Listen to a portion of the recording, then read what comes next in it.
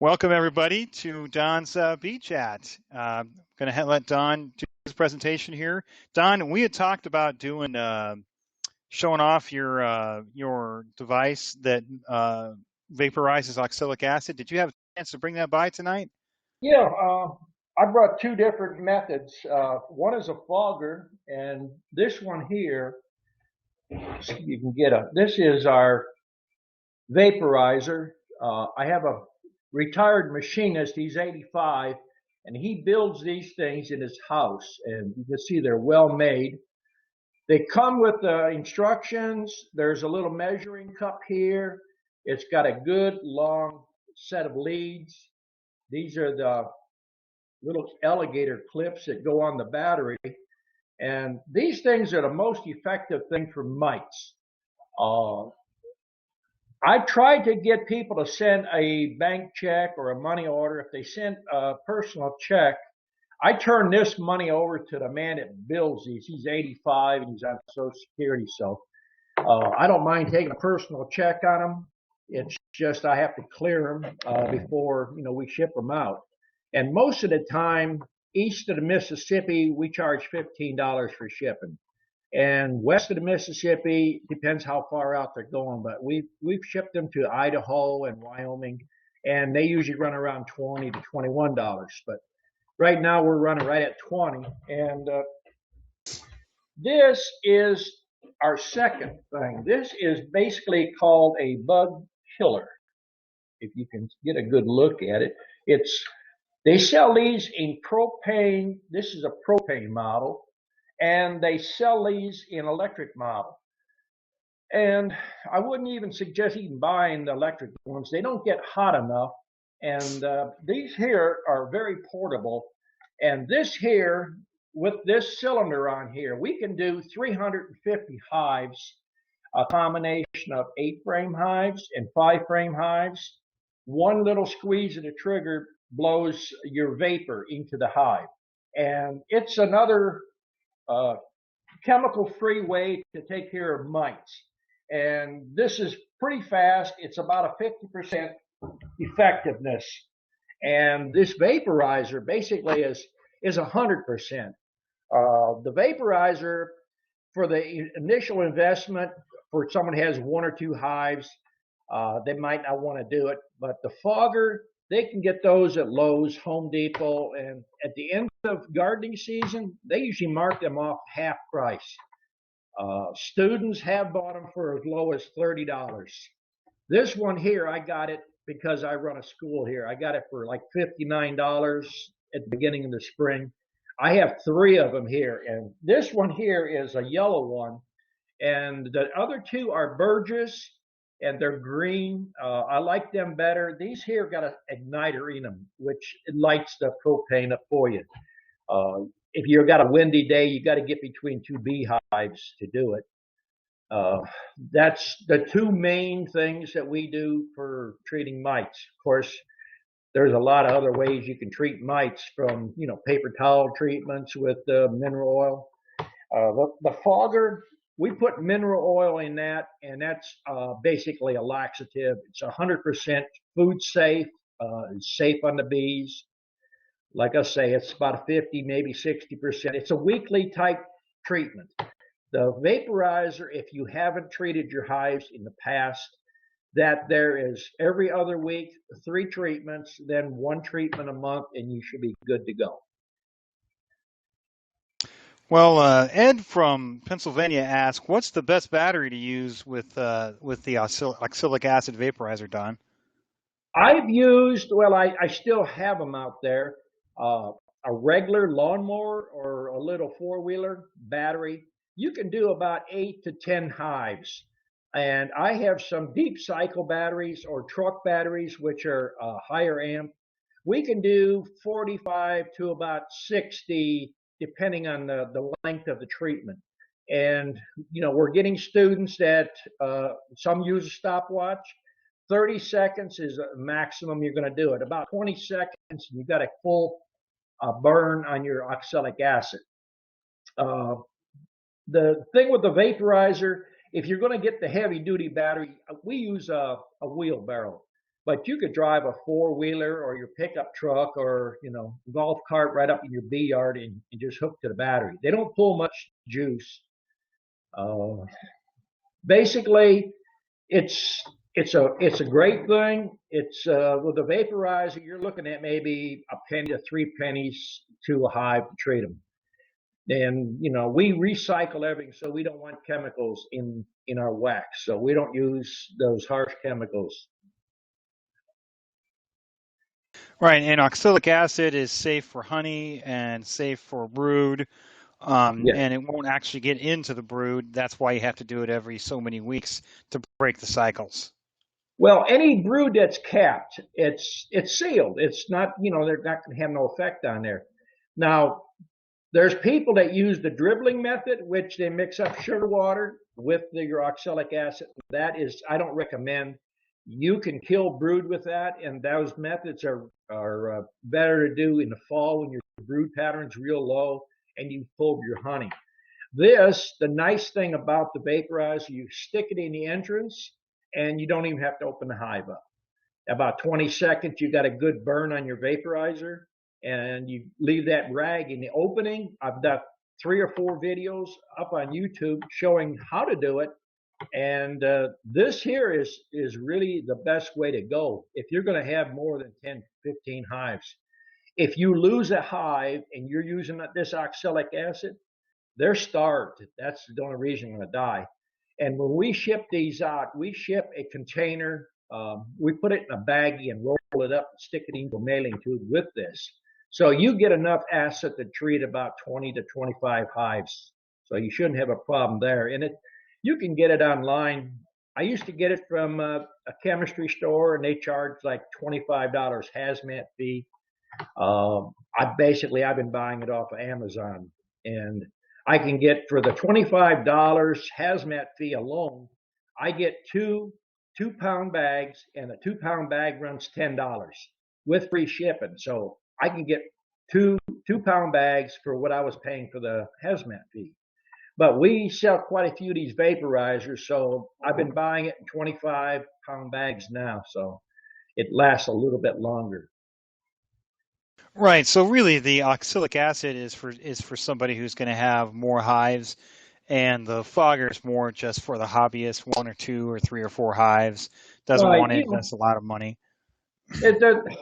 Everything gets down to the cost. A lot of people, they don't build their own stuff, so by the time they get 2 complete hives, they got quite a bit of money in it. So unless they're pretty well, rich, they're not going to want to spend a whole much more money treating something.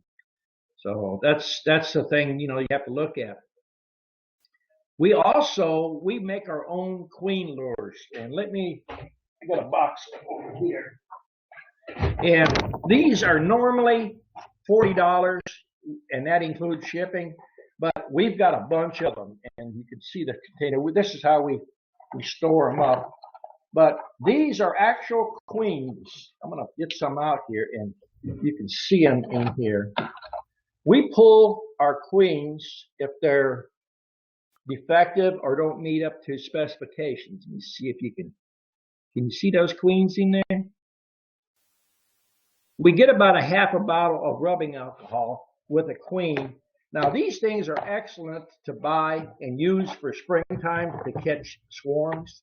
And I don't mash them up, but the recommended way to do this is when you get a queen like that in alcohol, is to add a little bit more alcohol to it and take either a pencil or a dowel rod and mash that queen up. And that way, the alcohol is pulling all that pheromones out. And I recommend taking a Q-tip and dipping in this alcohol with that queen pheromone and just going around your box, and then leave that Q-tip inside your box. And you talk about a queen lure that will draw some bees. Now, there's a lot of people selling these artificial or synthetic things, for queen lures, but the real McCoy is the way to go. Sounds good, Don. Well, let's go ahead and open it up to anybody's questions then. Let me take care of that, guys. By the way, real quick before we do, I want to apologize for missing last week's Bee Chat and not having a Bee Chat. I was in hospital for 6 days, and this whole stuff started about 6 days before that. I have ulcerative colitis, and it has wiped me out, guys. I was completely out of it, so I didn't even get out of the hospital till Wednesday night. So we're back, and we're going to keep going here and keep doing these beat chats. So no problem there. Let's open it up to everybody's to be online here. Hold on, real quick.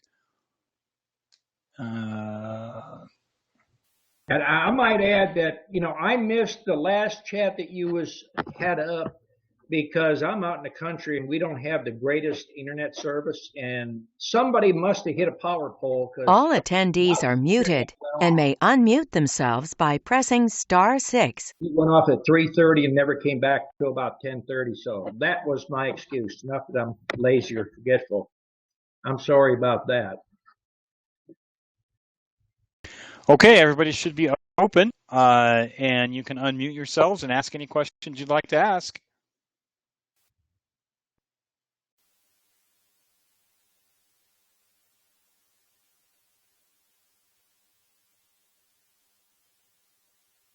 Let's see if we can get everybody up and running here.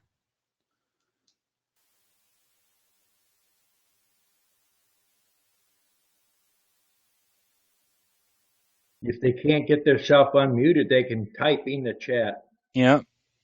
Larry, have you got a question?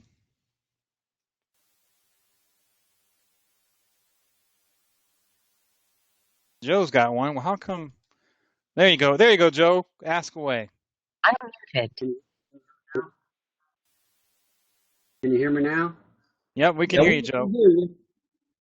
Yeah. Hey, Don, I was talking to a guy the other day, and he said I could feed my bees too much, and they'd have the boxes all filled up and wouldn't have room to cluster and freeze to death. Now, I know I can feed them too much and have too many bees and they starve to death, but can they have not enough room to cluster? Well, that's a new one on me. I've never heard anybody feed them too much. Now, you can feed them to a point where there's no place for the queen to lay, then, that would cause a problem there. But I would basically, right now we're in November, so I wouldn't be feeding sugar water at all.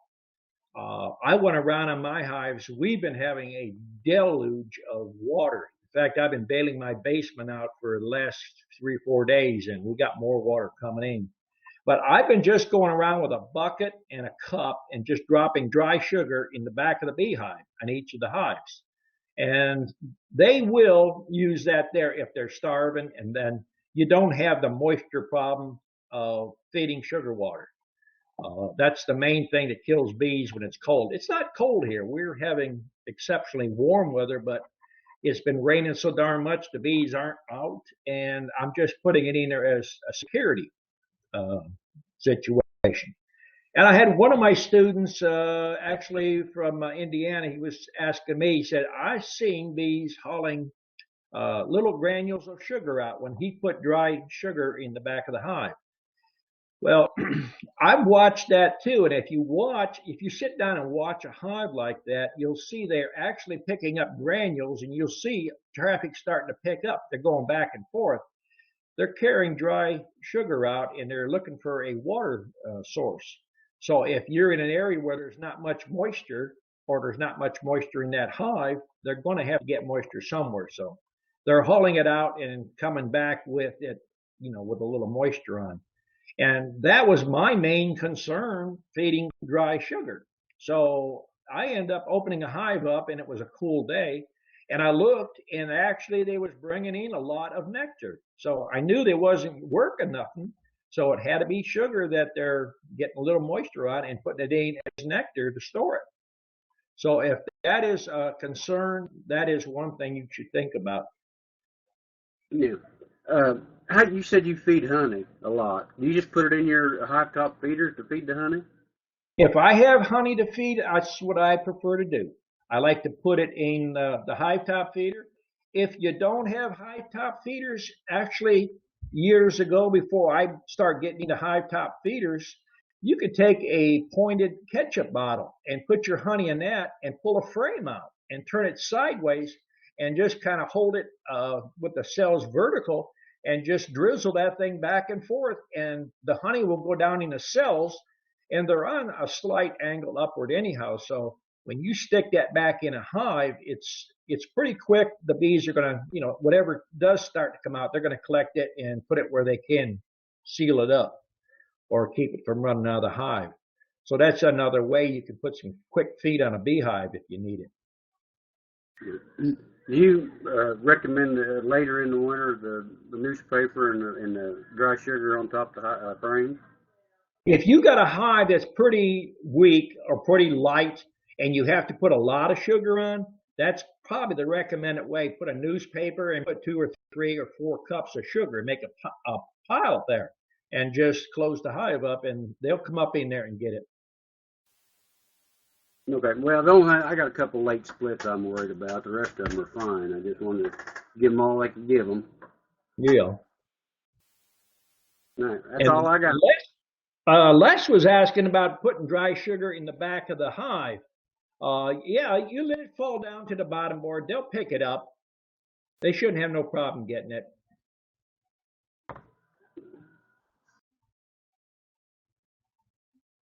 All right. Anybody else got a question?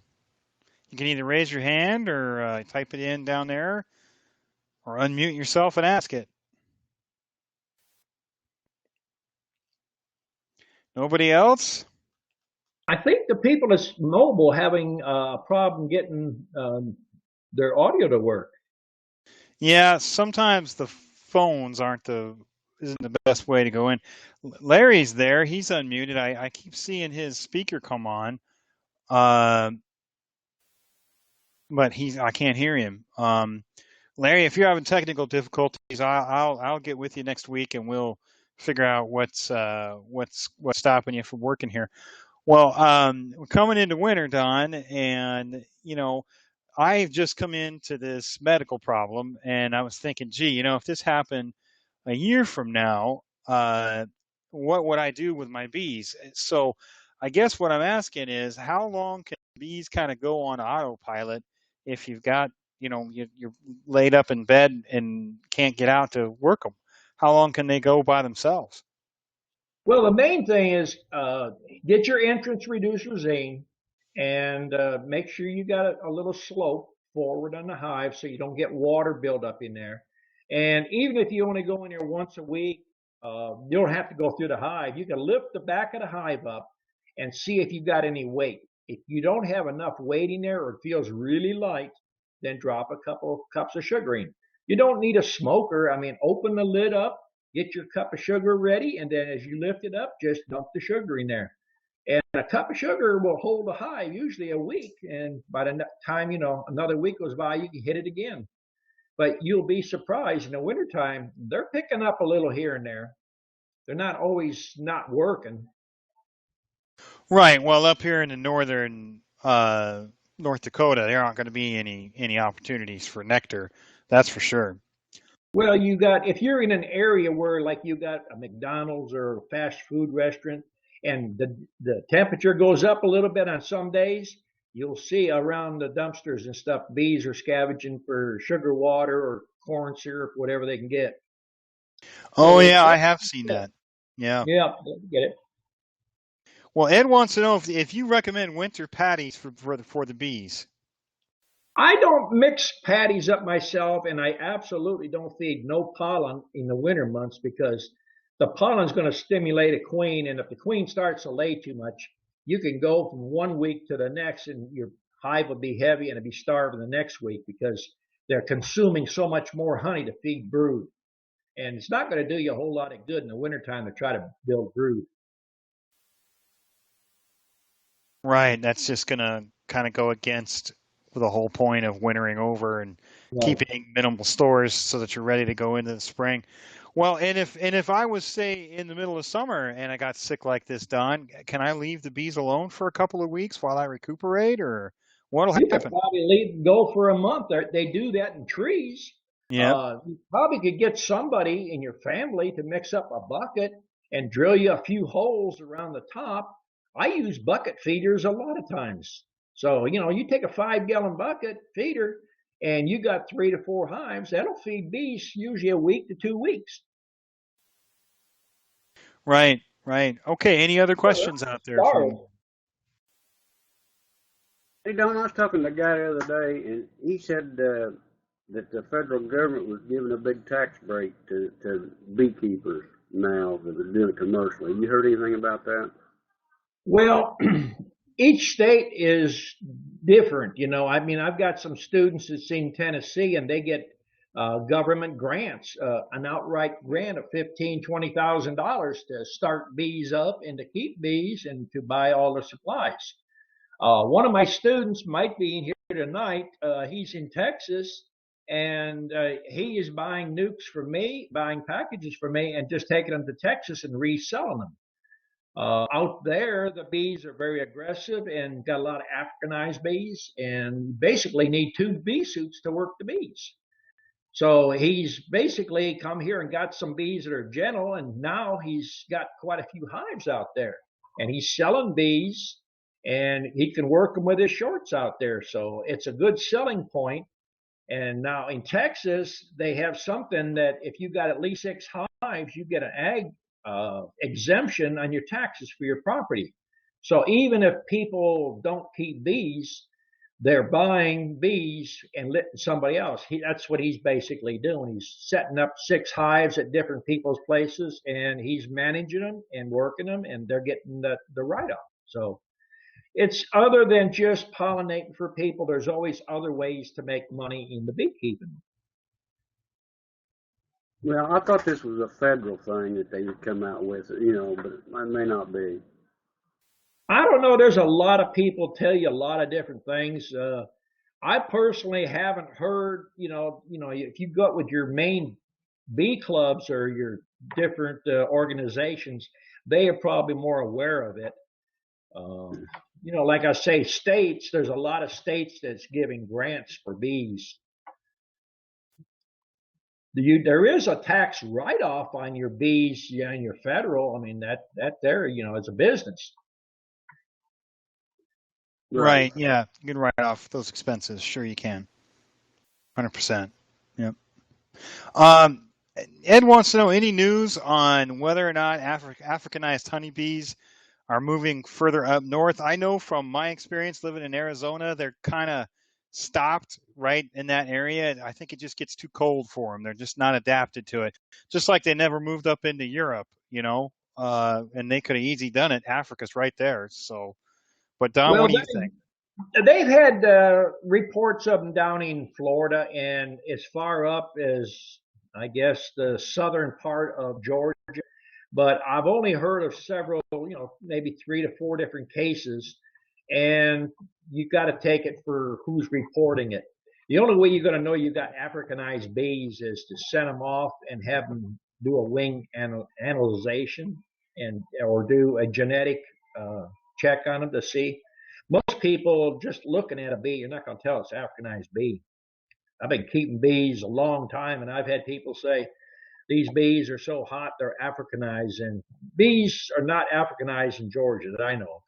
And that's one reason I'm working my bees out there. If there was any type of Africanized bees at all, you couldn't work them with no veil, no gloves. You'd be suited up for sure. Right. Okay. Any other questions out there today? Well, let's see. What have I got here? I've got a list. I was asking about, and I asked this before, Don, about hive top feeders. If I'm going to put honey in it, now I'm in a real cold climate, so if I'm going to put honey in a hive top feeder in the winter, when should I stop that? I mean, won't the honey just solidify on them? Nope.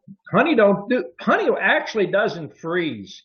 It could be down below 0 and it's not going to freeze. It'll get real thick, but the bees ain't going to come up and get it when it gets that cold to start with. Right. So if it warms up a little bit, I mean, we can have weeks and weeks here where it never gets above 10 degrees, 12 degrees is the high. So I'm just real worried about my bees overwintering next year. Well, that's why you want to keep your bees heavy. Make sure they got the weight on them before that cold weather strikes. Once they start to cluster up, you don't want to get them to break cluster, as you run that risk of that queen getting damaged. Right. So make sure they got plenty of honey. Make sure the hive is heavy. If it gets light during the winter, put some powdered sugar. I mean, some granulated sugar in there, and Right. keep them through to spring. Is what you're saying. They should do fine. Well, if you're putting the powder, the granulated sugar in there, if they're really light and they're already borderline, if they're going to starve or freeze, it's not going to do you a whole lot of good if they're clustered up because they're not going to get in the sugar. So you're going to have temperatures up, I would say 38 to 42, because I've gone out, weather has been 41, 42 degrees. Wintertime, I see bees flying. Not a lot of them. And the same thing with queens. A lot of people think your queen shuts down in the winter. Not true. I mean, I've gone in, and when I lived in Ohio, I've gone in beehives in January because I was just curious or just, searching for more answers. Pull out a frame in the middle to see if the queen was even laying. You might not find a large pattern, but you'll find at least a 2-inch or the size of a tennis ball. She's going to lay year round. And when the spring comes in and the pollen starts to come in, then she really starts to open up and starts laying more. But people have that idea in their head that queen shuts down, which is not true. I've had a lot of people ask, and I thought I'd just mention that. Right. Thank you. Any other questions? Because I've got one about so for pest management, Don, you really kind of do you do three things.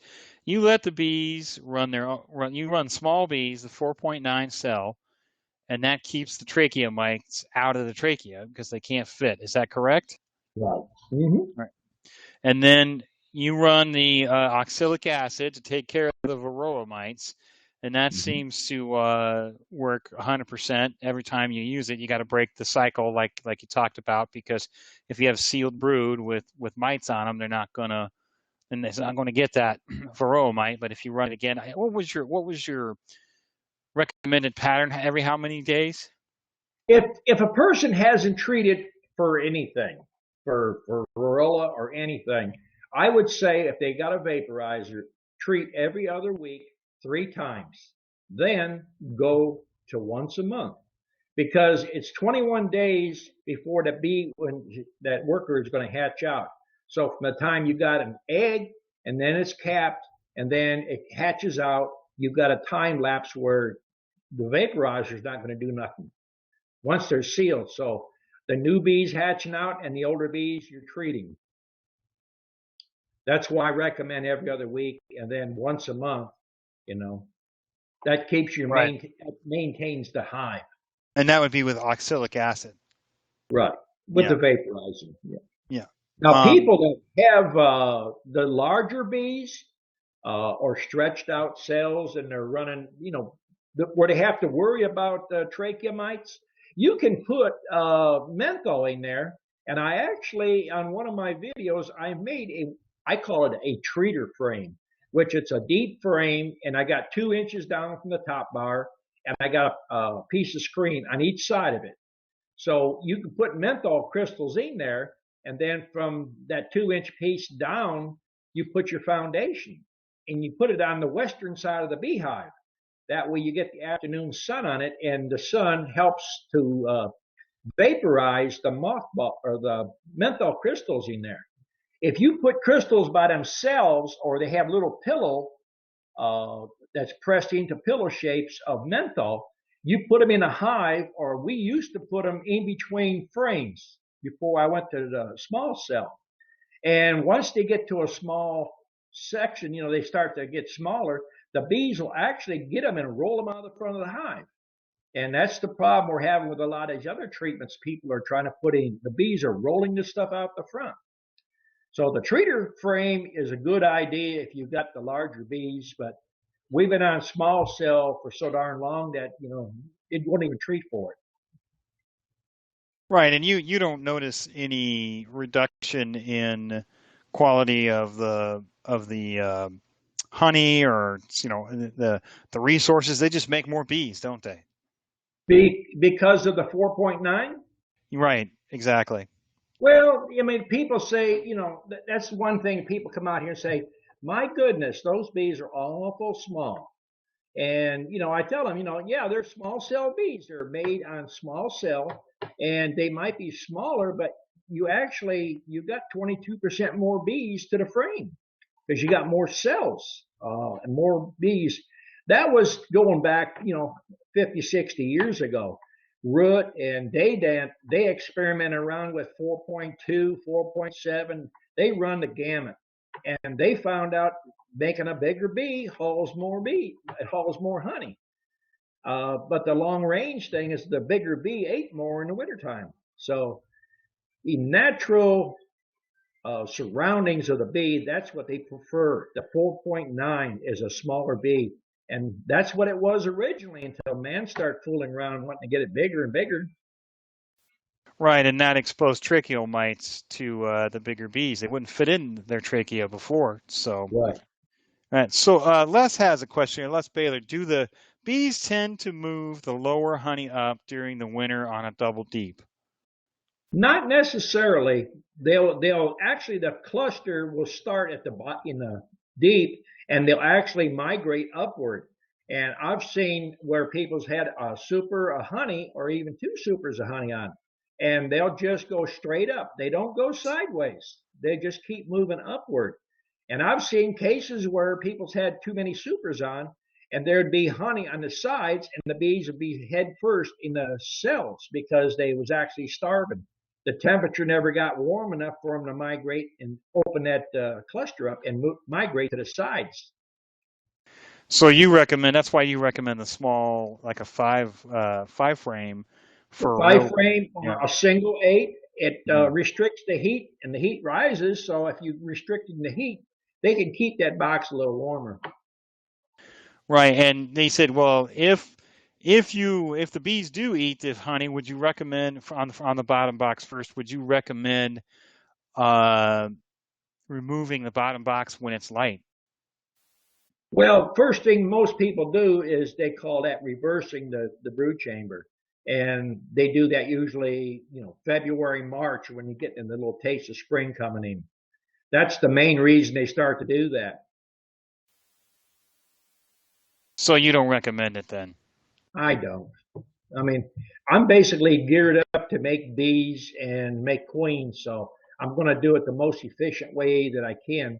And to have an extra box I have to lift over to get into the brood chamber doesn't make a lot of sense to me. Right. Okay, Joe, go ahead. I'm sorry, Don. Go ahead. I mean, there's people that like to do it. I mean, they like to go out there and manipulate hives all day long.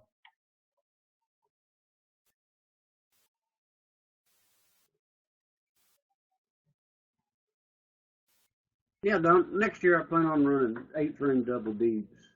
And I'm going to keep the honey pulled out of them double deeps all summer. Is there a certain time that I ought to quit doing that in the deep part of it? Well, I would do it all the way up into the middle of September myself. Even where you're at, you're going to have similar weather than I do. I've done several videos on why you want to remove honey out of the brood chamber. First and main reason is to give the queen more area to lay. And if you're going to run double deeps, you better have at least 2 to 3 extra frames that's got new foundation on there. As you're pulling honey, drop another frame back in there so she has a place to start laying real quick again. Keep that double deep going real strong, and you can make at least 8 or 10 splits off that quick. Yeah, actually, my bees was bringing in pollen today. Well, I seen bees bringing pollen in a couple of weeks ago when we had warm weather, but I see a few out there flying today and yesterday, but there's nothing. We've had, rain. There's a little bit of dandelion. You can see they're starting to open just a little bit. There's a few other little things. The asters are almost dried up, but there's still a few in the lower areas that the buds are still there and the blooms, but I'm not seeing bees flying on them. Too wet. Well, it's been dry here, but it's some kind of white pollen. Come down here. I'll let you haul all the water you want. Take it back.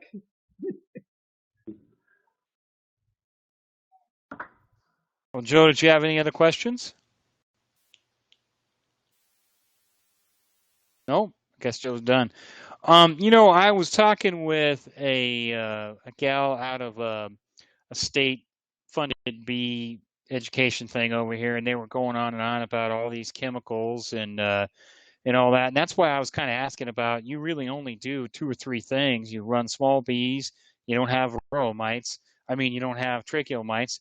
You run the vaporizer, and that's pretty much it. And you've got healthy bees at that point, don't you, Don? Right. Yeah, And she was I talking actually, about. Go ahead. I'm not doing it as often as what most people are doing it. I mean, there's a lot of times there's 3 months or more between times that I actually get out there and do any treatment.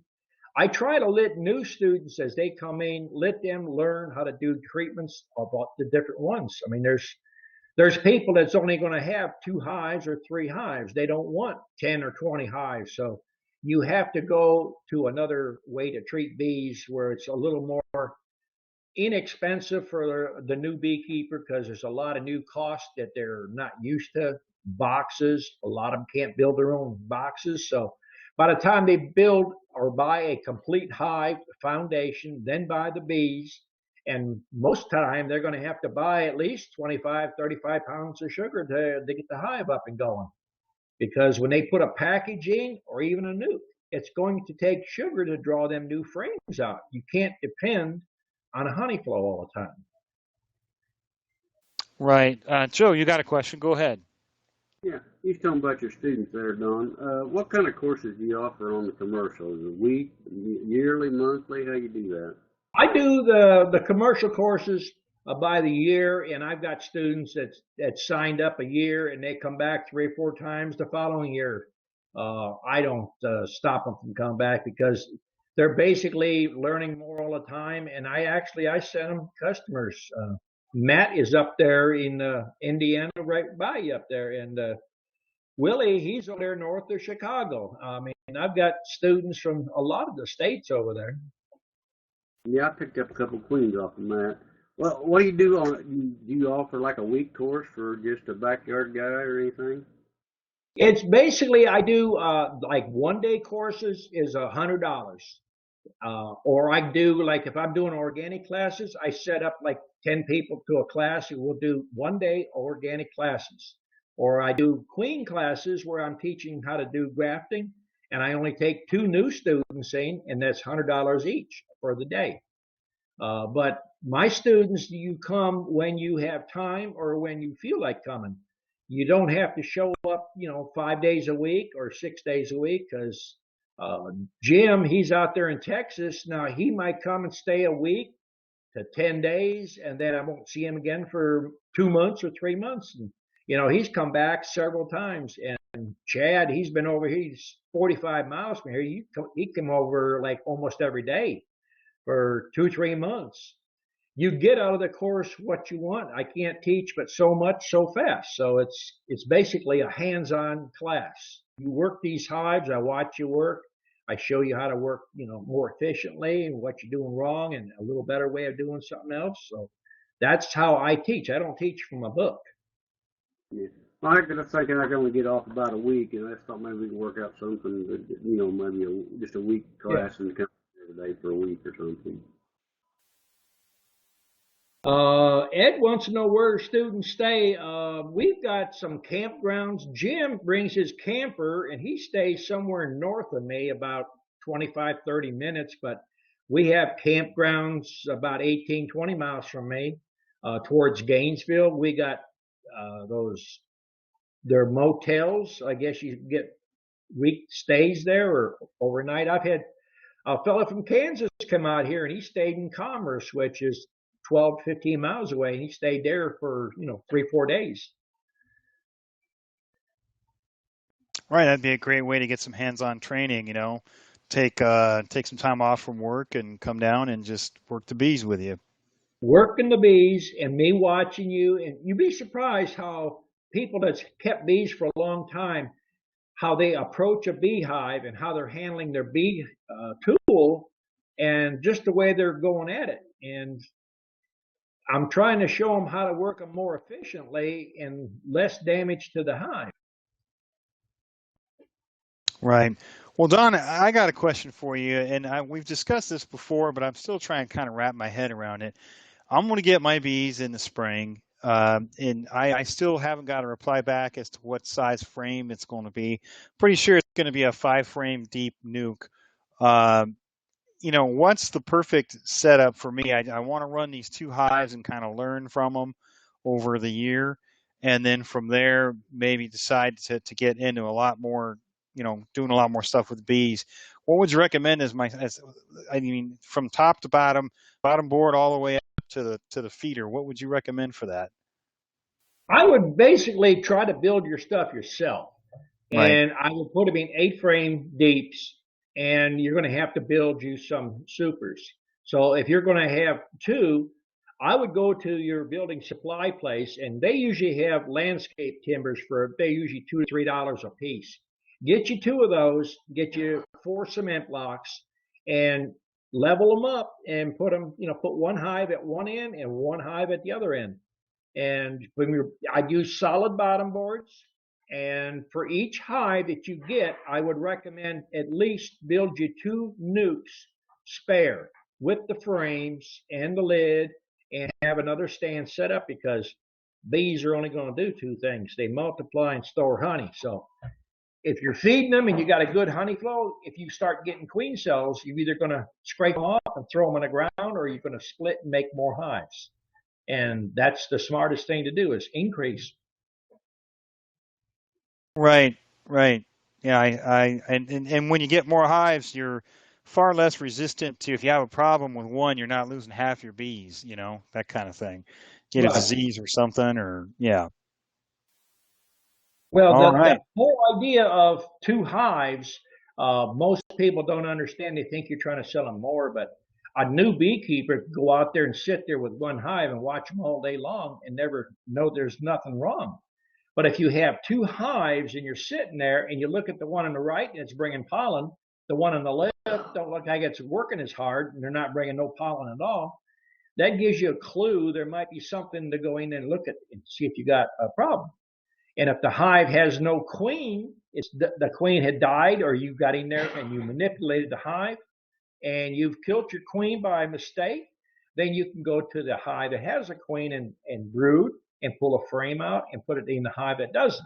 And that way they can make them a new queen, so you don't lose your investment. That's the main reason of having 2 hives. Right. That makes complete sense. Well, does anybody else have any questions here? Or Don, if you've got anything you'd like to comment on? Well, I was hoping more people would have some questions and participate more in it. Well, I have been on the backside of the 8 ball, guys, and I haven't had a chance to work with everybody that wants to get in. We've got people still wanting to come in. I just got to work through with them the details and get them in here. So next Saturday should be a much more lively chat, I would think. Joe's got a question. Go ahead, Joe. No, I don't have a question. I got a comment. I mean, I've watched Don's videos and listened to this chat. And I started with a box of bees, and I've listened to everything Don said. I don't have know anybody else. I've got 12 hives now. I probably could have had 30, but I was too lazy to build boxes. I've been building boxes for 2 weeks now, 100 of them. It's been crazy. So if you listen to Don, you can make plenty of bees. I see Les has got a question about starter strips side by side. Uh, in a new hive, setting up with starter strips side by side like that, I wouldn't recommend it. But a starter strip between 2 frames that's already drawn out is excellent. And when there's a heavy honey flow, that's what we're doing, is using starter strips. Springtime, your window of opportunity is short, so you want to get the thing drawn out as fast as you can. So we use a full sheet, and that way the queen could lay in that embossed spot there, and the bees will actually draw the comb out around the egg. And it actually puts you 2 to 3 weeks ahead sometime. Because if you have a starter strip and you're not feeding heavy and there's no honey flow, there's no place for the queen to lay until that starter strip is drawn down far enough for her to lay in. So that's the little tip there that I could give you. But starter strips is a great way to economize on your wax. Do you recommend making those yourself or buying them? I mean, somebody like me, I'm not going to probably be able to, but I'll have to buy them, won't I? Majority of the students that come here, we do our wax classes and that. I give the opportunity to the student to buy a certain percentage of the wax that we run that day. And most of the time, they'll either buy 20, 30, or 50 sheets.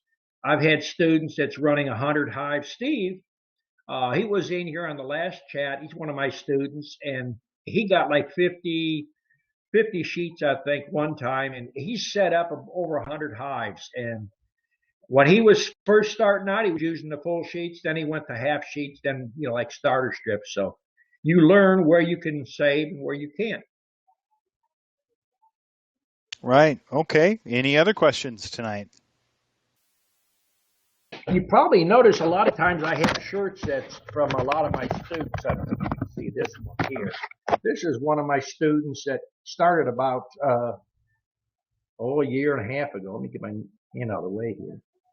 It's Bluebird Honey and Bee Supply. Now, him and his wife, they come over here, and he actually quit his corporate job to get into beekeeping. So it must be a little bit lucrative, and she's doing real good, and they're branching into soaps and other, salves and cosmetic stuffs. So beekeeping's one step that you can go in, and then you start branching into other things. You love it, you get in it, and you start expanding. Yeah, you find where it works. Right.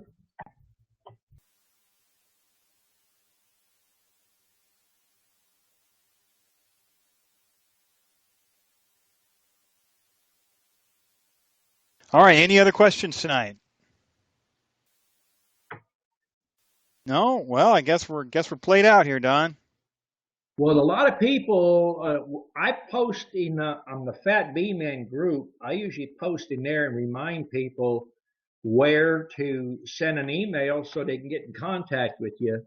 But they need to get in contact with you 2 or 3 days, I guess, ahead before we're going to have a chat. Right. Well, the big problem, Don, has been I didn't even get out of the hospital till Wednesday, and didn't even look at none of this till Thursday, and then finally got back into the saddle a little bit on Friday. So didn't leave a lot of time to run the bureaucracy there to get everything set up and going. But in the next chat, we'll have something new for you. We'll let you demonstrate something new, Don. We'll put our heads together and figure out what you want to talk about. Good. All right. Well, guys, thanks so much. If nobody else has got a question, we'll give it one more try. All right, just said thank you. So I guess we're done for the night, Don. Okay, everybody. Appreciate you showing up, and we'll see you next week. Bye-bye. Appreciate it, Jeff. Yep, You take care. I am.